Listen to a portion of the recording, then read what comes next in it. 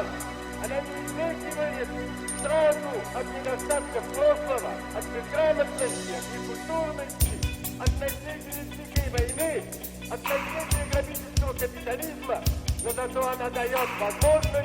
Los principales problemas de nuestro tiempo: la amenaza de guerra nuclear, la devastación de nuestro medio ambiente, nuestra incapacidad para acabar con la pobreza y el hambre en el mundo, por nombrar solo las más urgentes, constituyen todos facetas de una misma y única crisis, que básicamente es una crisis de percepción. Se deriva del hecho de que la mayoría de nosotros, y especialmente nuestras más grandes instituciones sociales, apoyamos los conceptos y valores de una visión del mundo obsoleta. Apoyamos un paradigma que es inadecuado para tratar con los problemas de nuestro sobrepoblado e interconectado mundo. El capitalismo nos necesita fragmento para que así no tengamos más remedio que vender nuestra mano de obra en el mercado de trabajo.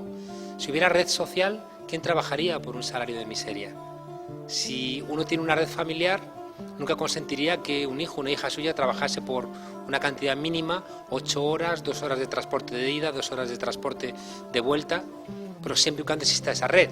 Si no la tiene, no tendrá más remedio que dejar que sus hijos trabajen. Pues eso que vale en una familia vale también en una comunidad. Por eso el capitalismo en los últimos 200, 300 años tuvo que disolver, cortar todas las redes sociales para que pudiera prosperar el capitalismo. En la filosofía liberal, que es la filosofía que sustenta el capitalismo, se construye una idea del individuo aislado, porque esa es la ideología funcional para un sistema que necesita devorar constantemente personas trabajando y que hagan pocas preguntas. Del sur nació una propuesta que solo podía nacer del sur. ¿Cómo puede ser el socialismo del siglo XXI? La invitación salió de Venezuela, un país que desde la humildad está convirtiéndose en faro del nuevo quehacer. Lanzó la pregunta porque ha empezado a tantear el terreno. Todos los movimientos revolucionarios, en cuanto alcanzan el poder, tienen que comenzar la tarea de gobierno, y para ello, la primera tentación es disponer de los aparatos arrebatados al anterior modelo. Eso ha lastrado la historia del socialismo. Pero en la Venezuela bolivariana, la ineficiencia del anterior aparato estatal, partidista, económico, cultural, ha obligado a inventar constantemente nuevas formas. Buena parte del atractivo de la Venezuela bolivariana tiene que ver con esa inventiva desarrollada tras la constatación de la inutilidad para la emancipación de todo lo anterior. El socialismo del siglo XX fue eficaz, heroico, terrible y también, aunque se diga menos, ingenuo. Fue eficaz porque sacó a países del feudalismo y los trajo pues a la modernidad, con el caso clarísimo de Rusia, que salió del feudalismo, o de China. Fue también heroico porque paró los pies a los nazis. De los 50 millones de muertos de la Segunda Guerra Mundial, 20 millones los pusieron los soviéticos. Fue también terrible porque tuvo que hacer muros para que no se fuesen sus habitantes, o construyó el Gulag. Pero me interesa que pensemos sobre la idea de que también fue ingenuo. Fue ingenuo porque pensó que bastaba asaltar el aparato del Estado para organizar la sociedad. Fue ingenuo porque pensó que con la construcción de un partido único se podía regular toda la sociedad. Fue ingenuo porque creyó que nacionalizando los medios de producción podían satisfacerse todas las necesidades sociales. Fue también muy ingenuo porque pensó que lo que había servido para la Unión Soviética podía exportarse a cualquier otro país de cualquier otro continente. Fue también profundamente ingenuo porque pensó, como un pensamiento moderno, que podía haber un crecimiento ilimitado sin fin, y no se dio cuenta de que la naturaleza estaba ya gritando. Yo creo que todos esos errores del socialismo del siglo XX han construido una carta de navegación brindada al socialismo del siglo XXI y que va a permitir llegar a puertos mucho más hermosos.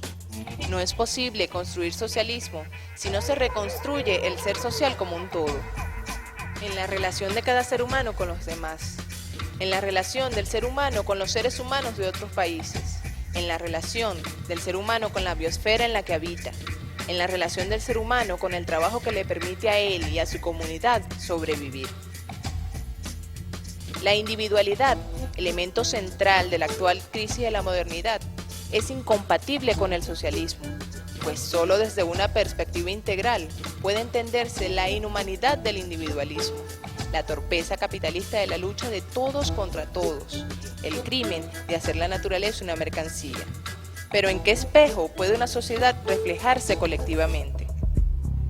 Una de las grandes discusiones dentro de la izquierda emancipatoria es qué hacer con el Estado. Hoy podemos afirmar que el Estado tiene memoria y que la memoria que porta es la memoria de sus 300 años de estar al servicio de los intereses de la burguesía. Eso es lo que hace que cuando cualquier persona, incluso la más revolucionaria, accede al aparato del Estado, se puede encontrar con que ese aparato termina devorándolo.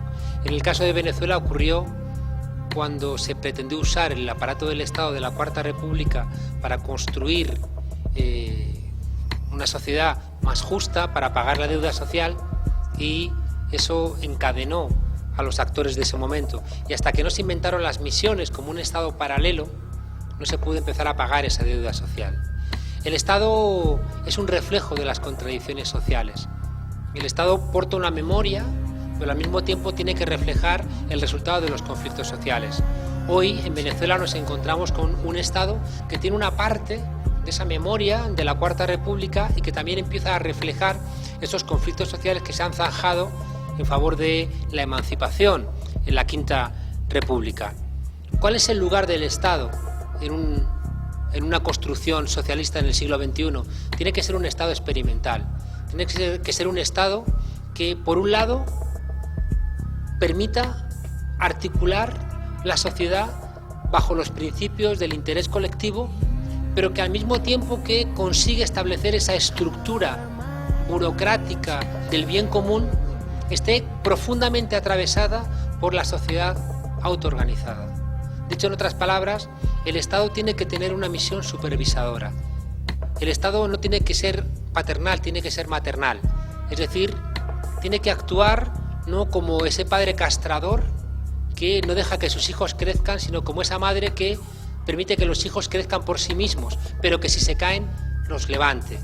Yo creo que ese Estado experimental lo que tiene que hacer es poner los recursos colectivos al servicio de esa autoorganización particular, siempre con ese elemento de supervisión, con ese elemento de visualización del bosque que el fragmento de la autoorganización popular puede perder de vista. Yo creo que el Estado siempre va a tener, por lo menos durante esta fase de transición, esa misión de cuidar del bosque, mientras que corresponde el cuidado de los árboles a la autoorganización popular, con el horizonte de que al final ese bosque construido desde la autoorganización popular cree una nueva realidad colectiva donde el Estado, con esa definición tradicional, sea innecesario, como ya nos enseñó el marxismo o el anarquismo. Un Estado donde ya no exista su condición de clase, sino que sea un Estado que administre las cosas y no que gestione la explotación del hombre por el hombre. Ya han pasado los tiempos donde una vanguardia que se definía como tal a sí misma dictaba los contornos del futuro. La inteligencia real, genuina, es la colectiva. El lenguaje es colectivo, que se construye no forzando una homogeneidad obligatoria, sino a través del encuentro voluntario entre las distintas emancipaciones. Hacen falta pensadores, equipos de gente que propongan ideas, expertos y técnicos que posean certezas acerca de la viabilidad de las propuestas en el corto, el mediano y el largo plazo. Pero solamente con la participación de los pueblos puede vislumbrarse esa inteligencia colectiva necesaria para saber qué es lo que los pueblos quieren, cómo lo quieren y cuándo lo quieren. Quino, el dibujante de Mafalda, tiene una viñeta que me parece mágica para explicar estas cosas. Es una imagen de La Quimera del Oro, la película de Charlotte, en la cual él está en una cabaña, no puede salir a buscar alimento porque afuera hay un oso que se lo quiere comer, ya se ha comido todo lo que es comestible en la cabaña y ya delirado, famélico, sin sentido casi por el hambre que tiene, se come una bota y él cree que los cordones son espagueti y que los clavos de la bota son huesitos del pollo. En la viñeta Quino pone esa imagen de Charlotte y la parte izquierda pone los espectadores del cine. Abajo los que han pagado la entrada más cara, en la mitad los que han pagado la entrada más barata y arriba del todo los que han pagado en el gallinero una entrada ínfima. Los que han pagado la entrada cara se están muriendo de la risa. Los que han pagado una entrada más barata sonríen. Los que han pagado la entrada baratísima se les está cayendo una lágrima. Decía Ramón de Campoamor que en este mundo de Dios nada es verdad ni es mentira, todo es según el color del cristal con que se mira. Y Mario Benedetti tomó esa idea y en vez de decir todo es según el cristal, el color del cristal con que se mira, dijo todo es según el dolor con que se mira. Según donde nos situemos, según el dolor, así vamos a operar en la realidad social. Si las cosas no nos duelen, es imposible que queramos transformar nada. La pérdida de credibilidad de los países del este puede resumirse en 4 tipos de crisis: política, económica, jurídica y cultural. Planeando por detrás de todas ellas un retraso técnico que les impidió acceder a la revolución informática, estocada definitiva que echó por el suelo 70 años de historia. Pero aunque hubieran avanzado tecnológicamente, los sistemas del socialismo real hubieran implosionado. Desde que nace la Revolución Rusa, el mundo occidental pone palos en sus ruedas para que fracase. Y desde sus comienzos es una revolución que nace asediada. Y al final uno de los triunfos de ese asedio es que esa sociedad se convirtió, o ese gobierno se convirtió en un gobierno paranoico que veía enemigos por todos lados. Cierto es que la Revolución Rusa sirvió para sacar a ese país del feudalismo y producir la industrialización, que solventó la vida de 160 millones de seres humanos. Pero también es cierto que a partir de mediados de los años 70, la carrera tecnológica va dejando atrás una Unión Soviética que se ha esclerotizado. La globalización tiene muchas caras, por eso hablamos de globalizaciones. La globalización como concepto es un concepto utilizado de una manera imperialista, colonialista, más bien. Pero eso no quita que la globalización no exista. Es decir, el desarrollo de las comunicaciones, el desarrollo de los transportes, el desarrollo de Internet, la existencia de redes financieras mundiales, el hecho de que uno pueda ver en un tiempo real lo que sucede en cualquier lugar del planeta, la telefonía, el que la ciencia se haya convertido en una ciencia prácticamente planetaria y no nacional, son elementos que hacen necesario afirmar que la globalización, como una difuminación de las redes sociales más allá de los estados nacionales, existe. Lo que pasa es que existe una globalización hegemónica y también una globalización contrahegemónica. Se puede usar la globalización para compartir de una manera igualitaria los logros de cada país en el resto del planeta, o se puede utilizar la globalización como una excusa para imponer el modelo hegemónico neoliberal al resto del planeta, consiguiendo que unos pocos países, los países del norte, los países del G7, del G8, impongan ese modelo al resto del mundo porque les resulta rentables. No hay una explicación simple para la globalización, por eso preferimos hablar de globalizaciones y nos gusta alertar de la necesidad de alimentar esa globalización contrahegemónica que está también en la base de la construcción de un socialismo en el siglo XXI, donde se pongan en común los pueblos del planeta compartiendo elementos. Es como una resurrección adaptada al siglo XXI del internacionalismo obrero. Hoy sería una limitación hablar de internacionalismo obrero. Hay que hablar de un compartir de identidades, de subjetividades, de desarrollos, de formas de pagar la deuda social, de formas de conseguir la inclusión, que llamamos globalización contrahegemónica y que están expresadas en las diferentes maneras de mirar el mundo que forman el Foro Social Mundial. Cada vez que se alcanza un logro, un niño que sana o aprende, una persona que accede a un trabajo digno y no alienante, una persona mayor que puede vivir en libertad porque tiene cubiertas las necesidades mínimas, una mujer que recupera su cuerpo. Ahí estamos construyendo felicidad y alegría, y por tanto estamos accediendo al socialismo del siglo XXI. ¿Para qué querríamos riquezas materiales en una isla? La verdadera alegría consiste en acumular respeto, autoridad, amigos, satisfacción en la tarea bien hecha. El capitalismo acumula riquezas materiales. El socialismo del siglo XXI acumula pueblos contentos y alegres. El ser humano es un animal racional que sabe que se va a morir. Y eso siempre le ha producido mucha angustia. He tenido que encontrar formas de trascendencia. Las formas de trascendencia tradicionales han sido las religiosas, que religaba al ser humano con ese espacio de donde venía y ese espacio a donde iba y que ignoraba. Y en esa religación, en ese volver a juntar, encontraba cierta tranquilidad. Por eso las religiones han sido tan importantes.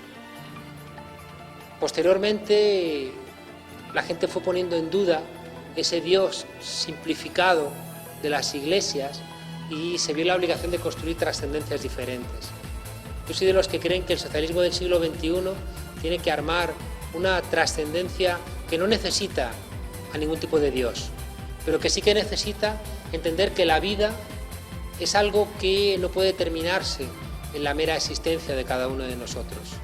En ese sentido, yo creo que tenemos que construir aquellos elementos que dan sentido a nuestra existencia. En esa dirección, la verdad, la bondad y la belleza creo que son grandes constructores de esa trascendencia. La belleza porque cuando uno entra en armonía con algo que le produce placer, como un paisaje hermoso, como una música hermosa, un rostro hermoso, encuentra una disolución de su yo y una fusión con ese todo. Uno deja de ser uno mismo para ser mucho más.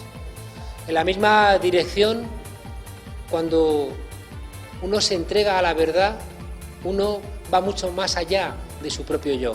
Por eso hay gente que está dispuesto a morir por la verdad, porque la verdad nos trasciende. Y el tercer elemento yo creo que es el más profundo. Decía Hegel que amar es dejar de ser para ser más. Cuando uno ama, uno deja de ser yo para ser también esos que ama. En ese sentido, cuando uno ama, uno no se muere nunca. Por eso las religiones han sido los grandes constructores de trascendencia. Si fuéramos capaces de construir en el socialismo del siglo XXI una propuesta de amor, uno encontraría esa trascendencia donde el ser humano encontraría sentido a su vida sin necesidad de dioses castradores, sin necesidad de mercaderes del más allá, pero donde ese amor se convirtiera en una forma de felicidad, donde encontraríamos eso que rompería con esa angustia que tiene el ser humano que inevitablemente sabe que va a morir.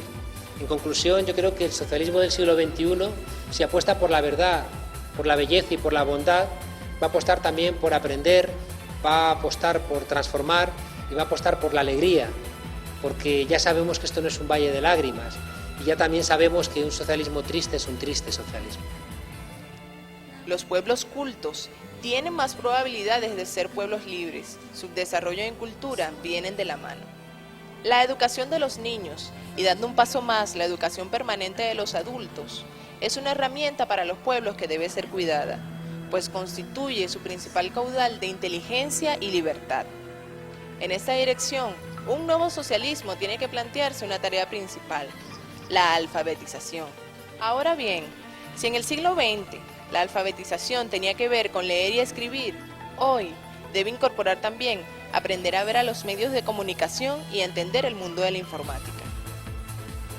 Alfabetizar en los medios forma parte de las tareas esenciales para crear ciudadanía armada frente al terrorismo informativo. Uno de los problemas de esta sociedad audiovisual, de esta sociedad de la comunicación, es que los medios han construido una realidad que funciona como la aspirina, que baja la inflamación y la fiebre, y por tanto no nos damos cuenta de que el cuerpo está enfermo. La gente ha metido el látigo que funcionaba en la esclavitud, lo ha metido en sus propias cabezas, de manera que el látigo lo llevamos en nuestras propias mentes. En ese sentido, yo creo que es imposible construir un socialismo que no ponga encima de la mesa una reelaboración del dolor.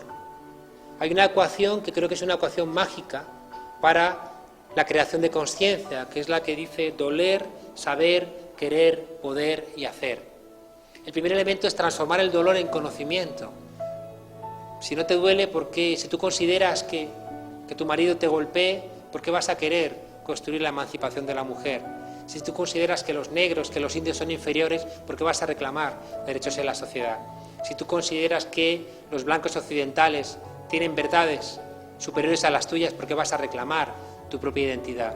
En ese sentido es muy importante que los pueblos puedan elaborar ese dolor para transformarlo en conocimiento. Porque cuando ese dolor se convierta en saber, inmediatamente va a venir la voluntad de acabar con ese dolor. Y cuando los pueblos tienen la voluntad de acabar con el dolor, van a buscar el cómo hacerlo. Y va a surgir el momento político. Y cuando los pueblos pueden acabar con el dolor, viene la transformación social. Por eso es imposible que haya una construcción del socialismo del siglo XXI sin una pedagogía que nos permita reaprender el dolor. ¿Cuánta razón tenía hace tantos años Paulo Freire cuando quería construir una pedagogía del oprimido?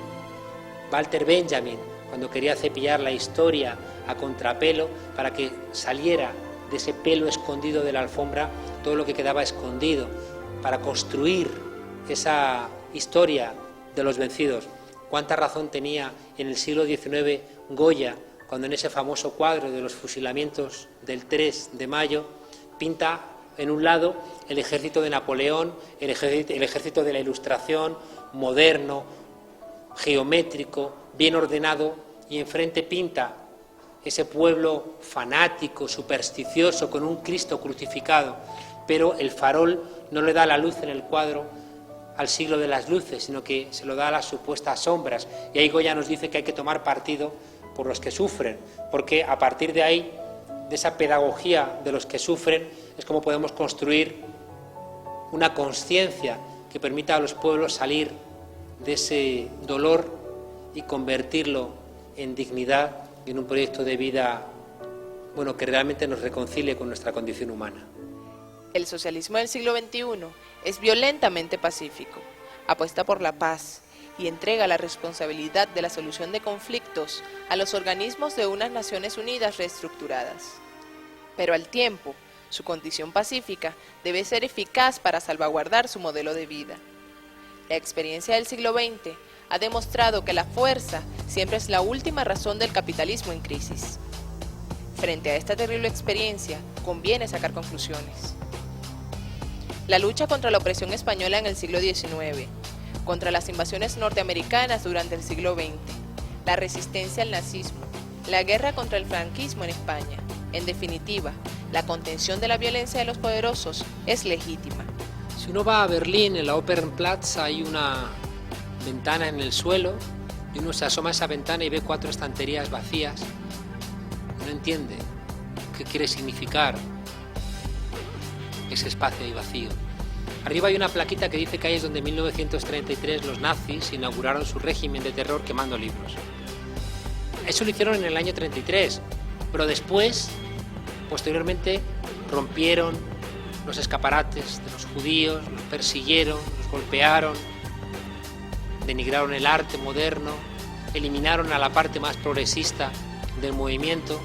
En 1940 Walter Benjamin dijo: ¿qué le ha pasado a nuestra manera de pensar que no hemos visto que venían los nazis? Yo creo que, como dice Boaventura de Sousa Santos, es legítimo preguntarnos hoy ¿qué pasa con nuestra manera de pensar que no vemos todo lo que hay roto allá afuera? Todas las promesas de la Ilustración han sido incumplidas. En vez de dominar la naturaleza, la hemos vuelto contra nosotros. En vez de construir paz, hemos aumentado el número de guerras y de muertos civiles.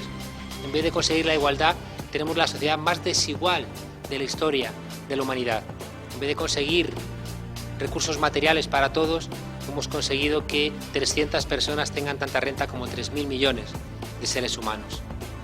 Al socialismo del siglo XXI le repugna el uso de la fuerza, aún más que una minoría con acceso a la fuerza robe la felicidad a los demás. La democracia debe defenderse y dejar claro como fórmula preventiva que tiene la posibilidad de defenderse. Nadie puede tener la posibilidad de abusar de los pueblos pacíficos.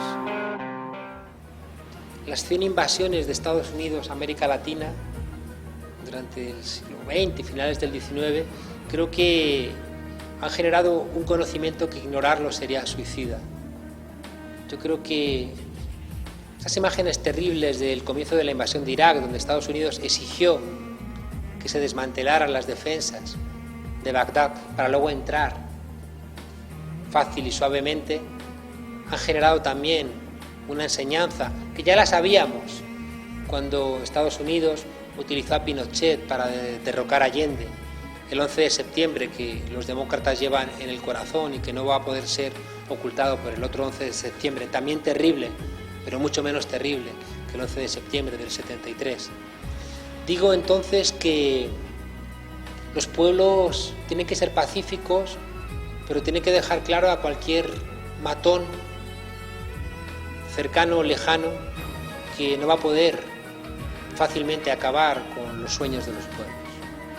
En ese sentido, yo me considero pacifista, pero al mismo tiempo reclamo desde mi pacifismo mi derecho a mandar señales a los que vayan de gendarmes, me da igual que sean los Estados Unidos con América Latina, Rusia con Chechenia, China con el Tíbet, cualquier potencia con cualquier país pequeño que se arrogue por su superioridad militar, por su capacidad de imponer violencia, se arroga al mismo tiempo el derecho de obligar a unos pueblos a comportarse de una manera diferente a como ellos quieren definirse a sí mismos.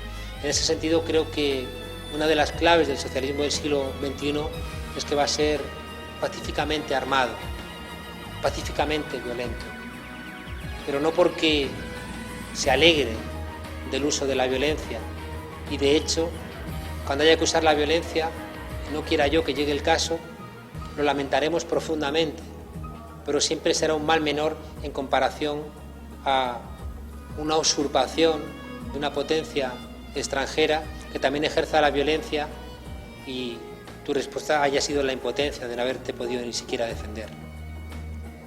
La globalización neoliberal es una utopía del capitalismo.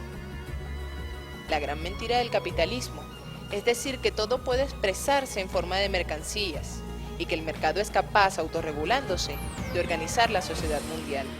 El capitalismo neoliberal, como cualquier variante del capitalismo, necesita abolir las fronteras, las leyes laborales, la propiedad comunal, cualquier cosa que ponga freno a su deseo de individualizar, de transformar el mundo y de todo lo que habita en meras mercancías que puedan venderse y comprarse en el mercado. Pero la ineficiencia y la desigualdad que construye el mercado autorregulado es proverbial. El resultado son profundas desigualdades. El nuevo orden internacional condena a la miseria a 3/4 partes del planeta. El león nunca ha querido que el resto de los animales de la selva dictasen normas, porque las normas siempre nacen para defender al débil, salvo en esta locura del delirio neoliberal donde las normas se han hecho para defender a los poderosos. En ese sentido, yo creo que va siendo hora de que los pueblos despiertos empiecen a reclamar por todos los rotos de los últimos 500 años. Es imposible entender el desarrollo de Europa, el desarrollo de Estados Unidos, el desarrollo de Canadá, de los países, del propio Japón, sin la depredación de países débiles. El subdesarrollo es la otra cara del desarrollo. Y en ese sentido, creo que es de sentido común que los países ricos empiecen a pensarse a sí mismos como responsables de restaurar todo lo roto y que, por tanto, en este momento donde tenemos que empezar a dar marcha atrás por el deterioro ecológico, a quien le corresponde pagar el precio más alto no es a los países que todavía no han podido desarrollarse, sino a los países que se han desarrollado, que tienen que empezar a frenar su nivel de consumo. Hoy sabemos que si se extiende a China el nivel de consumo de Europa, se termina el planeta Tierra. Harían falta 3 planetas Tierras para satisfacer el nivel de consumo que tienen los países ricos. Hacen falta tribunales internacionales que expliquen cómo la existencia de países pobres está íntimamente ligada a la existencia de países empobrecedores, a la manera del Tribunal Russell que investigó los crímenes de la guerra de Vietnam. Estos tribunales deben evaluar con todas las partes el costo del colonialismo, de las invasiones, del robo de materia prima, de la esclavitud, del comercio desigual, de la exportación de desechos tóxicos, del fomento de guerras y dictaduras. Pero es curioso que son precisamente los países ricos los que no quieren aprobar acuerdos mundiales para frenar el deterioro ecológico o para ayudar a los países empobrecidos a recuperar tasas de desarrollo más elevadas. Recuerdo que en 1992, cuando la cumbre de Río, la primera cumbre climática, el alcalde de Río de Janeiro, en Brasil, recibió a los miembros del G7 haciéndoles un obsequio, una motosierra eléctrica, que era una manera de decirles que si la Amazonía realmente es una cuestión de la humanidad, habrá que financiarla entre toda la humanidad. Es muy hipócrita decirle a los países que aún mantienen biodiversidad porque no han sido víctimas de la explotación capitalista del norte, que ahora se les diga que tienen que mantener la biosfera que pertenece a todos los seres humanos, porque a nosotros ya no nos quedan bosques en el norte. En ese sentido, creo que el protocolo de Kioto,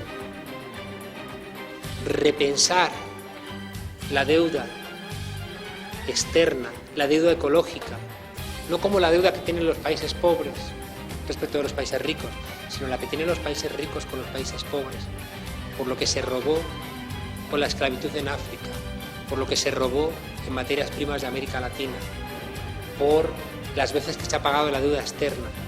Todo eso tiene que revertirse. Amerita un tribunal penal internacional que reconsidere estos elementos para que el norte recapacite y se vea obligado por una sanción mundial a terminar con esta locura de que un ciudadano blanco, varón y occidental vale lo que 1000 personas del sur, morenas, mujeres y empobrecidas. Durante algún tiempo, los movimientos sociales han ofrecido respuesta solo en la superficie de los problemas. Esto es así porque los movimientos han actuado reactivamente, al igual que le ocurrió a las agrupaciones obreras en sus inicios. Es importante que ahonden en los problemas estructurales. La desestructuración de las bases materiales de subsistencia que ha realizado la globalización neoliberal junto a la condición expansiva del capitalismo actual se ha transformado en biopoder que se mete hasta en los tuétanos de la cotidianeidad. Todo esto solamente es comprensible desde la propia incomprensión del problema. Dicho en otros términos, tenemos que aprender a pensar, y para aprender a pensar tenemos que despensar muchos conceptos. Conceptos como el de globalización son conceptos que aniquilan el pensamiento, puesto que se presentan como algo novedoso y por tanto tiran por la borda, tiran por la ventana todo el pensamiento de los últimos 50 años. Si la globalización es un fenómeno radicalmente novedoso, ¿para qué hablar de explotación? ¿Para qué hablar de capitalismo? ¿Para qué hablar de imperialismo? En ese sentido, hay que entender que cuando una cosa se hace global, al mismo tiempo otras cosas se hacen locales. Cuanto más global es la hamburguesa, más local es la arepa. Al final uno se encuentra que las cosas de nuestros países están en los estantes de cosas exóticas, de música exótica, de comidas exóticas, de vestidos exóticos, mientras que lo que viene del norte se convierte en lo correcto porque es lo global. Esa contraposición entre lo global y lo local es una forma de generar exclusión. Y por eso tenemos que sacar de nuestras cabezas esos conceptos que son elaborados en un discurso hegemónico del norte que nos impiden darnos cuenta de todo lo que hay roto. En el fondo, nos impiden darnos cuenta del dolor. Y eso es uno de los problemas principales de nuestras sociedades, que el dolor se ha escondido, que no vemos el dolor y que por tanto no podemos transformar el dolor en consciencia, la consciencia en voluntad, la voluntad en poder y el poder en transformación. Una vez recuperadas esas identidades, a partir de ese momento, las reivindicaciones ya no se agotan en lo económico.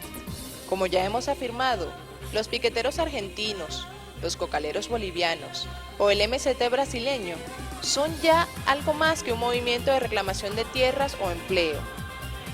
La articulación barrial en Venezuela trasciende las reclamaciones materiales. La figura de Bolívar, rescatada popularmente desde la desestructuración neoliberal del Pacto de Punto Fijo, ha ayudado a crear una identidad ciudadana que es omnicomprensiva, que exige derechos civiles, políticos, sociales y culturales, a un tiempo que se ancla una historia, unos lineamientos de futuro, no resumibles en análisis de clase o de enfrentamiento al capitalismo. El mundo está confuso. Como decía Einstein, lo que caracteriza a nuestra época es la confusión de los fines y la perfección de los medios, y demasiadas cosas han cambiado. El mundo del trabajo, hoy un trabajo no dura más de 2 años de media, y ya no se transmite la memoria laboral que antes se transmitían de padres a hijos, esa memoria que anidaba en los sindicatos. El mundo del trabajo, que nos organizaba la vida, hoy se está disolviendo. Igual ocurre con el mundo de la familia, igual ocurre con las ideologías, con la caída del muro y la disolución de la Unión Soviética, igual ocurre con la idea de Dios, donde la gente puede seguirse declarando católica, apostólica, romana, pero está a favor de las relaciones prematrimoniales, el uso de preservativos, del aborto, del divorcio. Yo creo que las grandes pistas que nos orientaban se han disuelto, y cuando la gente no tiene pistas está despistada. Yo creo que las grandes explicaciones colectivas se están derrumbando y se pretenden sustituir por explicaciones individuales. Y eso es lo que nos explica por qué tienen tanto auge los libros de autoayuda. Si ya no podemos encontrar explicaciones colectivas, recurrimos a explicaciones individuales, pero no sirven. No sirven porque el ser humano es un animal social y sus explicaciones tienen que ser colectivas. Estamos en un cambio de paradigma. Lo viejo se está marchando y está llegando algo nuevo, pero como decía Gramsci, la época de crisis se caracteriza porque lo viejo no termina de marcharse y lo nuevo no termina de llegar. Y es el momento de crisis, en ese momento donde estamos viendo cómo se va un mundo y estamos percibiendo en el horizonte algo que se acerca, pero todavía no podemos aprehenderlo, vivimos con cierta confusión, con cierta perplejidad. Por eso es tan importante la reflexión, por eso es tan importante el diálogo. Si hay algo que me gustaría transmitir es que siempre que alguien monologa hay algún tipo de violencia. El asesino, el ladrón, el autoritario, el ladrón de cualquier tipo de condición, siempre es alguien que monologa. En cambio, el que dialoga es una persona que por el mismo hecho de dialogar está respetando al otro. Yo creo que después de un siglo tan terrible como el siglo XX, un siglo de monólogos en la teoría, de monólogos en la práctica, confío plenamente en que el siglo XXI va a ser un siglo de diálogo y que en ese sentido el socialismo del siglo XXI, un socialismo que va a ser alegre, respetuoso del medio ambiente, feminista, postcolonial, va a ser un socialismo que va a poner en el frontispicio de su edificio hermoso la idea de que dialogar es el comienzo de cualquier entendimiento humano. El comunitarismo de Platón en la República, el sermón de la montaña de Jesucristo, el levantamiento de los esclavos dirigidos por Espartaco contra Roma, la oposición a las cruzadas, los movimientos campesinos del siglo XVI, la resistencia indígena contra la conquista española y portuguesa, la Revolución Francesa, la independencia de América, el levantamiento de los negros en Curazao o Haití, la Revolución cubana y sandinista, el levantamiento zapatista, la defensa popular de la Quinta República en Venezuela. Son todos hitos que comparten un mismo principio, la resistencia frente a la dominación de la mayoría por parte de unos pocos. Cuando uno mira en esta situación de cambio de paradigma, donde lo viejo no termina de irse, lo nuevo no termina de llegar, cuando uno se da cuenta de que hay que despensar las palabras, cuando uno se da cuenta de que no es tanto el problema lo que no sabemos, sino las cosas que tenemos mal aprendidas, en esa situación de incertidumbre, en esa perplejidad, yo creo que el riesgo de que tiremos la toalla, el riesgo de que nos parezca que el peso que tenemos encima de nosotros es tan grande que no podemos soportarlo, creo que ese es el momento para recordar la esperanza, y nada mejor que aquel cuento que narraba Betiño. El bosque arde y todos los animales huyen de las llamas, el fiero león, el rudo rinoceronte, el recio hipopótamo, y de pronto el pequeño colibrí se frena, va al río y toma una gota de agua con su pequeño pico y va hacia las llamas. Y los demás animales, avergonzados de su comportamiento, le recriminan: ¿a dónde vas, loco? Y el colibrí responde: yo voy a hacer mi parte.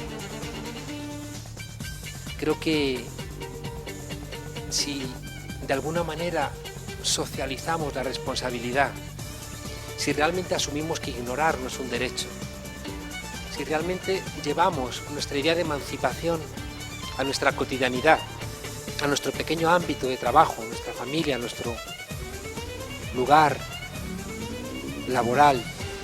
Y allí en esos espacios es donde intentamos construir nuestra pequeña emancipación. Creo que será mucho más sencillo que dejemos atrás eso que el viejo barbudo de Treveris llamaba la prehistoria de la humanidad, y comenzará realmente la historia, es decir, ese momento donde la emancipación se convierta en el horizonte de nuestra transformación, y donde aprender, donde transformar y donde divertirnos se convierta en un buen programa de vida.